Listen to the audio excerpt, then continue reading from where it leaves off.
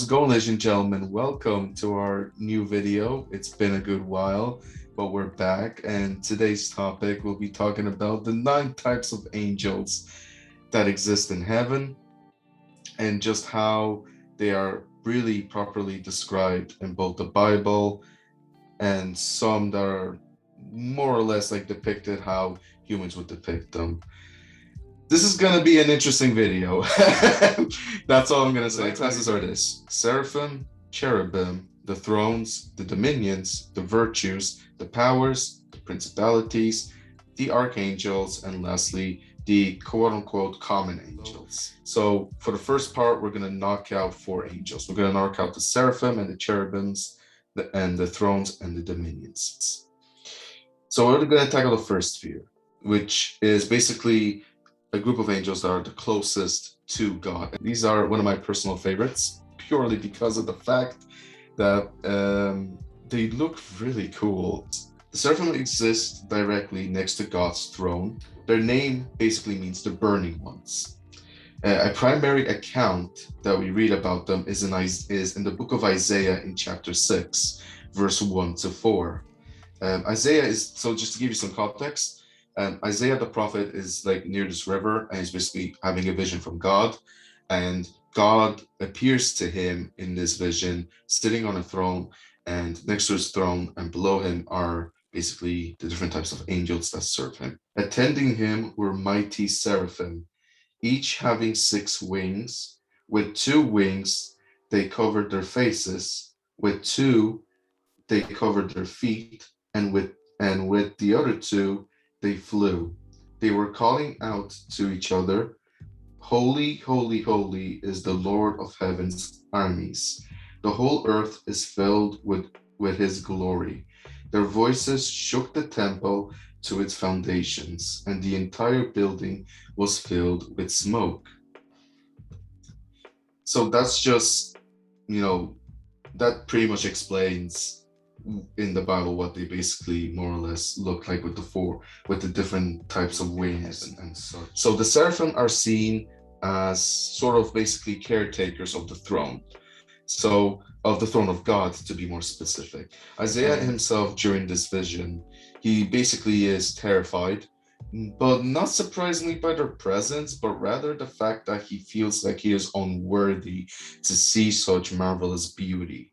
Okay, the seraphims, according to Enoch, they are in the 7th heaven and in the 10th heaven, where God is.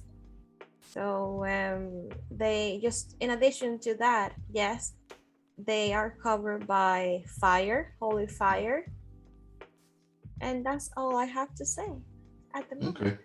That's interesting to know. They are also mentioned in the book of Revelation, the seraphim, as well. In fact, they're mentioned a few times. Let's go to the cherubims, which, okay, the cherubim are the most well-described angels in the Bible, but when it comes to human interpretation, they are the absolutely worst interpreted ever. What they think they look like, those little babies with wings, basically, Cupid, and what it actually looks like. So, cherubim. So they are the most well-described angels in the Bible, but not depicted by us humans. The reason for that is during the Renaissance time and all that, when Renaissance artists were hired to paint in churches, angelic and heavenly, imagery, they looked at cherubs and they were like, yeah, I don't think I'm going to paint that real version of a cherub because that looks terrifying. So they literally basically copied the concept and idea of Cupid from the Greek gods, which I don't think I have to say this, they're pagan gods. Like if you're not going to paint what they actually look like, then you shouldn't have done it at all, personally speaking. Yeah, they were following more the aesthetic part. Yeah, it was just it was more appealing to the eye. Now when I look at it, I'm just like, yeah, this thing actually looks pretty awesome. Okay, Ezekiel chapter 1. The Lord gave this message to Ezekiel, son of Buzi, a priest beside the Kabar River in the land of Babylonians. And he felt the hand of the Lord take hold of him. As I looked, I saw a great storm coming from the north. Driving before it, a huge cloud that flashed with lightning and shone with brilliant light. There was fire inside the cloud, and in the middle of the fire, glowing something like a gleaming ember. From the center of the cloud came four living beings that looked human, except that each had four faces and four wings. Their legs were straight, and their feet and hooves like those of a calf, and shone like a burnished bronze. Under each of their four wings, I could see human hands. So each of the four beings had four faces and four wings. The wings of each living being touched the wings of the beings beside it. Each one moved straight forward in any direction without turning around. And if you want, you can read on with the rest. But this basically describes what a cherub looks like. And if you want a more physical um, image, then again, just for pop up an image of a cherubim again, in case you missed it previously. And cherubims are mentioned a lot in the Bible, example in the Garden of Eden. And another example of cherubims being included in the Bible or mentioned is when God told Moses and the children of Israel to build the Ark of the Covenant. A very beautiful piece, may I say, made out of like real gold and very expensive jewels and stones. The order specifically when they were making the Ark of the Covenant to have two cherubims being built on top facing each other. Cherubims are considered to be another group of angels that are second highest closest to God. They are mentioned again in Revelations and are seen beneath God's throne. And it's believed that they are the guards of God's throne, or guards, or if you want to be more modern about it, God's most closest sentinels. And if you don't know what a sentinel is, sentinels are basically a group of soldiers or warriors that mainly are used to guard something. And hence why the Ark of the Covenant was so important. You hear the word Lucifer or Satan, devil, he used to be in such a high position and everything, and he was considered to be one of the most purest, beautiful angels ever created. If you go to Ezekiel chapter 28, verses 10 to 19. So here, basically, God is telling Ezekiel to go to this king. Ezekiel's literally talking to Satan himself. It says, you From were 13. you were the seal of perfection, full of wisdom and perfect in beauty. You were in Edom and the garden of God. Every precious stone adorned you. Carnelian, chrysolite, and emerald, topaz, onyx, jasper, lapis lazuli, turquoise, and beryl. Your settings and mountings were made of gold. On the day you were created, they were prepared. You were anointed as a guardian cherub, okay? For so I ordained you. You were on the holy mount of God. You walked among the fiery stones. You were blameless in your ways. From the day you were created till wickedness was found in you. Woo! Through your widespread trade, you were filled with violence and you sinned. So I drove you in disgrace from the mount of God, and I expelled you, guardian cherub, from among the fiery stones. Your heart became proud. Woo! You can tell that being proud is just the worst. On account of your beauty, and you corrupted your wisdom because of your splendor. So I threw you to the earth. It was like a lightning storm when God expelled Satan out of heaven. So I threw you to the earth. I made an spectacle of you before kings. By your many sins and dishonest trade, you have desecrated your sanctuaries. So I made a fire come out from you, and it consumed you. I reduced you to ashes on the ground in the sight of all who were watching. All the nations who knew you are at you. You have to come to a horrible end and will be no more. Ooh. So that scripture pretty much proves the It's point going to that start with the next angels, which will be the dominions and then the thrones. The dominions, their location, apparently according to the second of Enoch, it says that they are in the seventh heaven. Into the Bible, they say they are the heavenly rulers. We can specify more on Ephesians 1:21 when where confirms that far above all rule and authority, power and dominion. The other one is and the second of Enoch, and it says, and those men lift me up from there, and they carried me up to the seventh heaven, and I saw there an exceptionally great light, and all the fiery armies of the great archangels and the incorporeal forces and the dominions. Okay, there you have it.